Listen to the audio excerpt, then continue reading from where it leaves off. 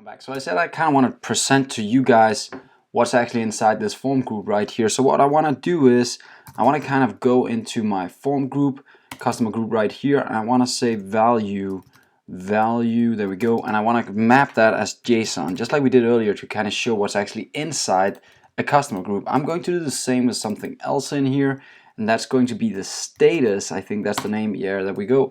And that's kind of what's in the different fields. Are we ready to do a submit or not? And right now we don't have any validation at all, so it should just be able to submit actually when I'm adding values. So let's try and have a look at what the UI shows now. And right out of the box you can see it has a first name right here and a last name set up inside our application, and then it says it's valid right now. So let's try and put in something in the first name, last. Notice as I type, it starts adding information here, and Johnson, like this. And again, it added it right here, and it's still a valid form. So these two things, I can use those when I need to save my data, right? When I have made my form and I've made a kind of a save button down here, I can first of all say I only want to save if the form is valid. I want to save.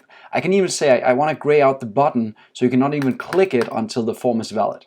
I can even go in and say, I know this exact field is invalid, so I'll just make this red and give a small explanation. I can go and say, I know this guy is invalid, so I will kind of make the gray button so I can't click save, but as soon as it's valid, it'll just make it a save button again so I can click it, right? So with this data right here, I can get all the information I need because I just made this into a form group. I now have the required information to start working with this.